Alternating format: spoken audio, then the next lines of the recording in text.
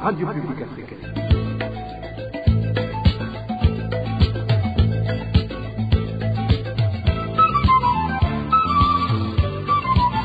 Radio Publique Africaine.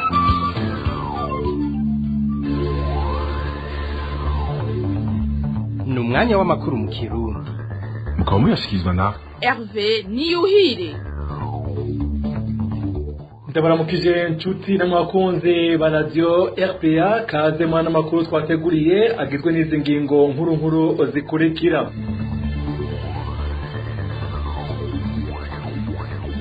Kuri wa mbere Uburundi n'abarundi bari baramutse bibuka imyaka 31 iheze President Melchior Ndadaye agandaguwe. Ikibonekeje akaba ari uko ivyo birori byasa naho bitigeze bitegurwa, ijaneguwe cyane n'abanywanyi b'umugambwe Frodebu, iyo ncungu ya demokrasi yaturukamwo maza kuvyumva. Abarundi bahungiye mu gihugu ca Tanzania barabandanya gutotezwa n'ico gihugu kibahaye indaro. Kuri wa mbere ibidanozwa vyose vy'impunzi zo mu ikambi ya Nyarugusu byazindutse bifatwa n'abajejwe iyo kambi. Ubu abo barundi bakaba basigaye bifumbereje mwaza kurikurikira murano makuru. Mwana makuru turaza no kubumvisha imyidogo y'abakusa kivibo muri komine ya Mutaho mu ntara ya Gitega batakuronswa ibirarane baheraniwe n'ubuyobozi bwabo bw'indero. Aya n'ayandi ni mukanya isasa. Ndabaramutse nonge ndabahe nikaze mwidonidi.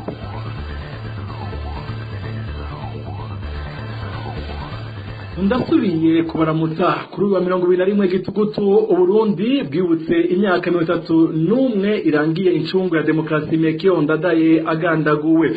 Mu muka y'imisa yo kumwibuka yaherejwe kuri Katedrale Regina Mundi, padiri mukuru wa Katedrale Felix Fupi yagarutse kwiragi Ndadaye yasigiye abarundi. Ata abarundi kugira umutima w'ubutwari mu gukora ineza nk'uko incungu ya demokrasi yabigenjeje. Kurikira padiri Fupi Felix. Nitwemere ibigega, twemere Imana. Nitwemere ubunini bw'ibigega, nitwemere ibiremwa nkatwe, nitwemere Imana yaturemye itanga ubuzima. Melchior Ndadaye turiko turibuka uyu munsi, nitwaba turiko turamwibuka uyu munsi, nuko hariho ikintu tuvuga tuti hariho ikintu yadusigiye, hariho ikintu yakoze.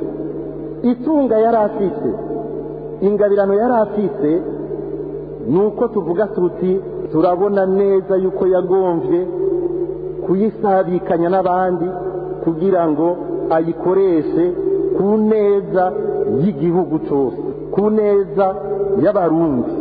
Hanyuma arabizira gupfa hoho nabivuze nta numwe atazopfa, ariko hariho gupfa no gupfa. Sinzi uwavuga ngo gupfa nk'umugabo, kuko yapfuye ari ku kivi, yapfuye ari ku kivi. Icyo nicyo gihambaye. Mugabo ntitumurabe gusa twibuka izabaye mu Burundi, tubirabe twebwe turaba aho dushize umwizero, kuko ujya duha ubuzima ni waturemesha, ni waturemesha ngo ntidutinye gukora ibyiza.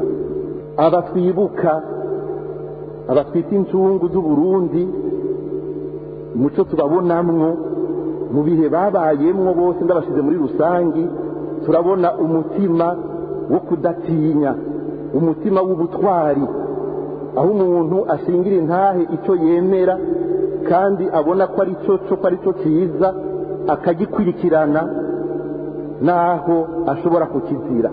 Ntidushire umwizero mu byo tubona, kuko kenshi ubwoba bwo gukora ineza buva ku gushyira umwizero muri aka kantu mu bintu dufise, ngo ninagira nabi, nintagira uku nkava ntakaza ibigega, nintagira kujya aye kijya gigega byava kinca mu minwe kinjana.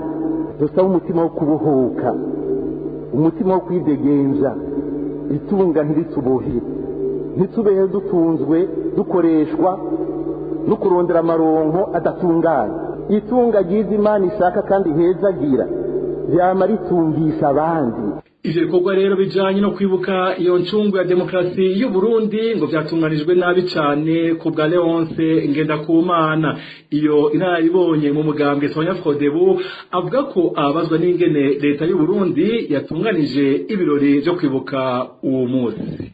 Muri myaka 30 iheze bamye duhimbaza uwo munsi mukuru twese turi hamwe, ariko ibyabaye no munsi kwigenekezo rya 21 Gitugutu umwaka wa 2024 kugeza izi saha ntakubeshe nta muntu numwe araritegera kiretse ababiteguye nyene. Muri iyo myaka 30 iheze hasigaye nk'imisi 3 byagoranye ibiri kugira duhimbaze uwo munsi mukuru, byahora bicishwa ku nsamirizi y'u Burundi eka mbe no kuyandi maradiyo n'imenyesha makuru ingene ibirori by'uwo munsi bitegekanijwe, imisa ku ntatemwa, ingene ijambo rya ndadaye rizumvirizwa, ingene amashurwa azoshigwako, bikama bitomoye biri ku murongo bimeze neza, nta ngorane n'imwe yari bwigere ihaba. Ariko uno munsi ntibyigeze bishikirizwa ngo abarundi tumenye ingene biteguwe, ingene bitunganijwe. Ejo ku mugoroba niho twatangura kumva banuganuga yuko byahindutse, mugabo ntitumenye neza ingene byahindutse.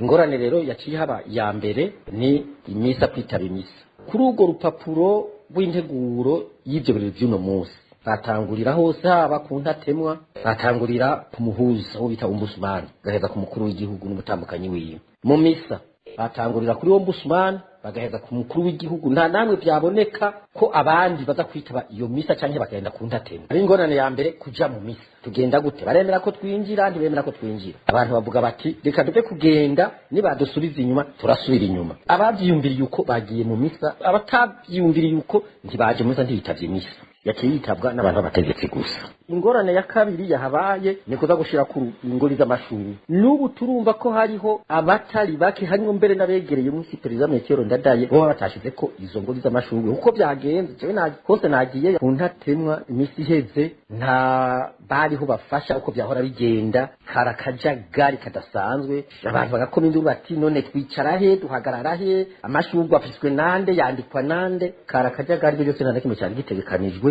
Mugabo twagiye gusoma neza kuri urwo rupapuro hari handitse ko ibirori biherera ku ishengero imisi iheze, kuko umukuru w'igihugu yari yashize kwishurwe mu gitondo ngo mu masaha 8:02 ngira kwizina cy'abarundi bose. Wumva uko siko byahora. Leonce Ngendakumana avuga kandi ko hari abiyumvira ko harimo intumbero yo gufuta uwo munsi mukuru. Nta siguro rero iraboneka, ariko ivyo bintu byababaje benshi kubona uwo munsi tuhimbaza mu migwi ibiri, umugwi witwa ko wegamiye leta, ni kuvuga umukuru w'igihugu, umukuru w'inamashinga amateka, umukuru w'inamankenguza amateka, icegera c'umukuru w'igihugu na ombudsman, ngira n'abashikiranganje, ngira n'abandi babegereye izo nzego, kuko nta muntu yagiye ngo amenye ibyabaye. N'abanyagihugu rero bandi bamwe bageze mu gitondo, abandi bagira inyuma y'imisi mu masaha 5. Yumvikana neza rero ko iryo himbazwa ritafashe intumbero y'iragigandadaye y'ivyumviro ndende yarafite byo kwegeranya abantu bose kaja hamwe, biba byiza biba bibi bakabibanamwo bose bafatanye mu nda, aho ibintu bikorerwa mu muco ntagire ibintu bikorerwa mu rufuri. Urumva iryo rage ntiryubahirijwe kuko twacitsemo kubiri, abegereye leta n'abanyagihugu. Rero byatubabaje kuko ntibyumvikana ko umunsi mukuru wo kwibuka umuhisi perezida Metero Ndadaye uhimbazwa uko byumvikana. Rero abatari bake bavuze bati iyi ni inzira yo kuzimanganya uyu munsi mukuru, ati mbere no kuri gwa gasore byo byagenze uko. Umva rero hashobora kuba hari impamvu murondera abantu begereye leta cyangwa begereye umugambi uri ku butegetsi, mukabaza iyo mpamvu iyo ariyo n'ikigamije. Ariko nkamwe bagomba kuzimanganya iyo minsi mikuru, umunsi wo kwibuka igihe twikukira n'umunsi hafi na indwara ya demokrasi mu Burundi. Kuba turiko duca mu nzira mbi, kuba turiko duca mu nzira idashika, kuba turiko duca kubiri nako karangamutima ko kwikukira, nako karangamutima k'intwaro ya demokrasi bitwumva neza ko twatwo turagenda. Nico gituma ko basamwe bamenyesha makuru mukegera ubwo butegetsi, ubwango uri ku butegetsi cyangwa ababwegereye, mukabaza neza kugira natwe tubonerweho twumva intumbero y'iyo ngingo yafashwe, tumenye ko izobandanya, tumenye ko kwari kugerageza, tumenye ko yobora amakosa yahabaye, kugira natwe tumenye tugifatamo. RPA Tutandukire ubu naho igisata c'amagara y'abantu aho abagwaza n'abagwayi bikiza c'indwara y'ibihara vy'inkende bagoreye ku bitaro vy'akarere vy'Igitega bavuga ko mu gihe hatofatwa ingingo ruhasha iyo ndwara izorandagata mu kanya gato mu gihugu cose. Aya makenga ava ukungene abagemurira abagwayi ndetse n'abaganga bavura bitwara ibishobora gutuma iyo ndwara irandagata ku murundi munini. Ikiguti baze mugezi wacu Clovis Niyonzima. Nta nkeka iki kiza kizorandagata mu gihugu cose atagikozwe ngaha mu maguru masha. Uko niko abagwaza ndetse n'abagwayi bikiza mpox bagwariye ku bitaro by'akarere vya Gitega bavuga bafatiye kukungene babayeho kuri ivyo bitaro. Isoko ryaje kuri ivyo bitaro riti yego turiko turavugwa ariko bisa nk'uko ataco bimaze ko nta ngingo n'imwe yigeze ifatwa kuva dushikaha yo gukingira abatarandura iyo ndwara. Uyu ni umwe mu bagwaza yayaze na RPA. Abagwaza turafise ikibazo kubijanye n'abantu twaje bagwaye ibiheza mpox twagiye ikibazo kubera ko vyandikira cane ariko tukaba turyama mu mashuka amwe tukaba dusangira ibikombe tukaba dusangira isahani ibiyiko isabune kwiyoga turafise ikibazo rwose ko natwe dushobora kwandikira umwanya n'umwanya. Ikindi giteye amakenga ku bw'isoko ryacu n'abagemura binjira aho abagwayi bari batikingiye.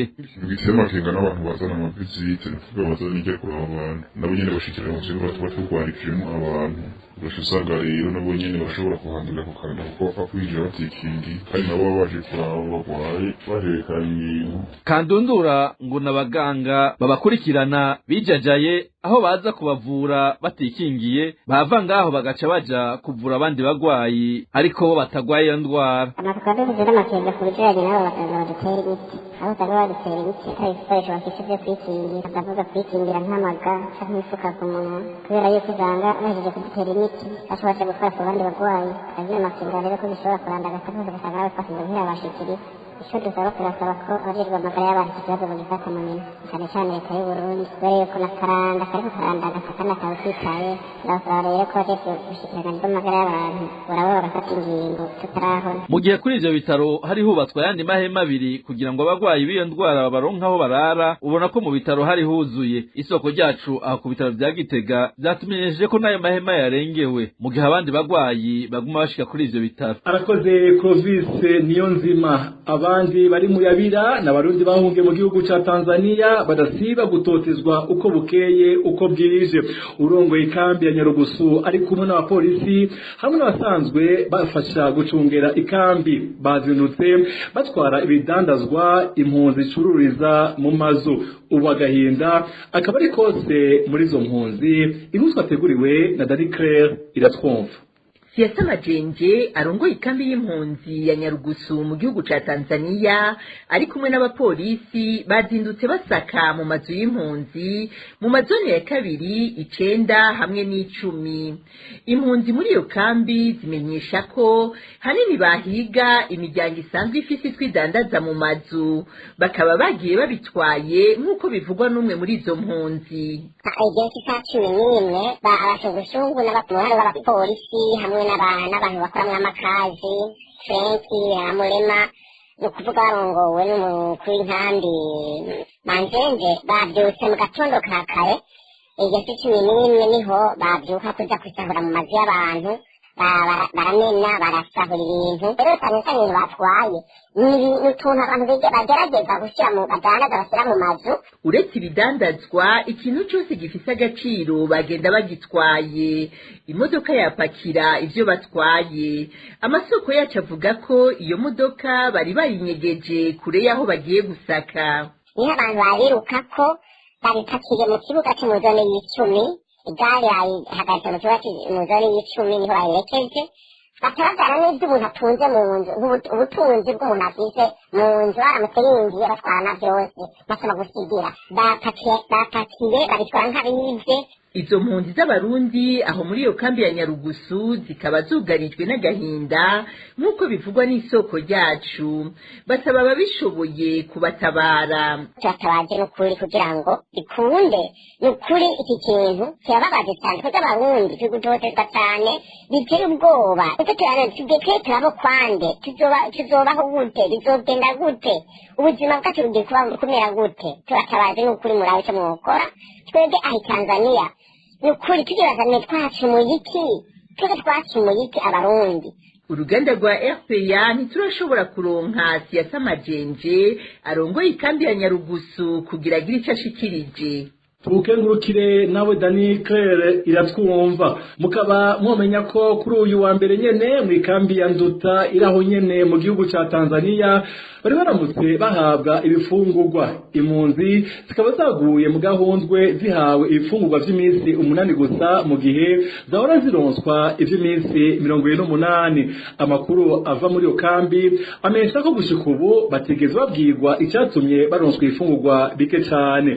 Bamwe mu mpunzi bibaza ko ari ifungwa vyoba vyaheze mu bubiko mu gihe abandi bibwira ko ari umugambi wo kurondera kubicisha inzara kugira batebomoke bemere guhunguka. Tumira amategazo tubandanye n'amakuru twateguriye. RPA Nainabwiye mu ntango zano makuru abigisha babakutsa kivi bo ku mashuri atandukanye mu buyobozi bw'indero bwa komine Mutaho mu ntara ya Gitega basaba agahembo kabo bahiraniwe n'ubwo buyobozi bw'indero. Bavuga ko hati imyaka 2 bahiraniwe agahembo kabo k'ukwezi kumwe batarahembwa atanisiguro bigeze bahabwa. Ivyo bikaba biruko mu gihe amafaranga yabo yama atangwa n'abavyeyi ukuri kwamye. Bagasaba abijejwe kubatunganiriza idonido na Vikris n'interetse. Amafaranga 50,000 niyo zina mwigisha wo mukotsa kivi aheraniwe n'ubuyobozi bw'indero muri komine Mutaho mu ntara ya Gitega. Abo bakotsa kivi bavuga ko ayo mafaranga arayo mu kwezi kwa gatandatu umwaka w'ishure w'2022 ushira w'2023 kugeza no magingo bakaba batarayahabwa. Ivyo rero bikaba biriko bibabaza abo bigisha b'abakotsa kivi ndetse n'abavyeyi barereye ku mashure akukira ubwo buyobozi bw'indero muri komine ya Mutaho. Kugabo ngo ntivyumvikana ingene abigisha b'abakotsa kivi bataronswa agahembo kabo mu gihe badasiba gutanga amafaranga y'ico gikorwa. Abakotsa kivi baraheraniye kuko hariho ukwezi kose batahembwa. Abavyeyi rero bafite imyidogo y'ingene amafaranga batanga agiye ko ayo guhemba abakotsa kivi. Ayandi mafaranga abo bigisha b'abakotsa kivi basaba ni 5,000 kuri buri mwigisha. Basigura ko ayo mafaranga ari mu kwezi kwa gatanu ko mwaka nyene w'ishure w'2022 ushira w'2023 basigaraniweko naho nyene bakaba batahawe insiguro n'ubuyobozi bw'indero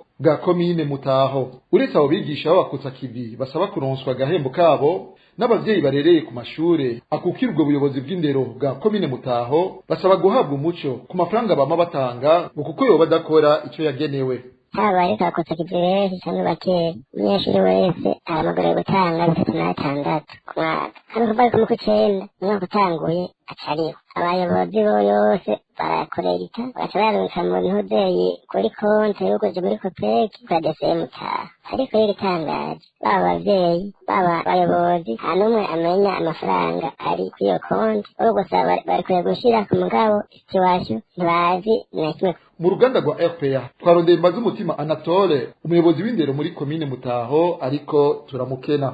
Arakoze Vikris n'interetse mu gusozera aya makuru tubabwire ayavugwa mu gisata cy'umutekano aho abantu babiri ari mu ruganda rwa RPA rwashoboye kumenya ko bishwe mu ndwi twaraye dusozereye.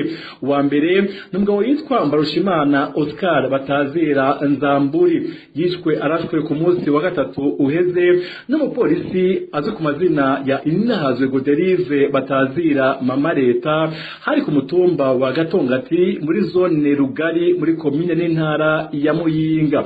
Uwugira kabiri no mu ntara ya Rumonge n'umukenyezi yamenyekaye ku mazina ya Nimagaritse Berize yapfiriye ku bituro bikuru vy'intara ya Rumonge inyuma yaho akubaguwe n'abapolisi ayije gufatanwa ibitenge 200 vy'amagendu muri quartier Nkayamba mu gisagara ca Rumonge hakaba hari ku munsi wa kabiri uheze.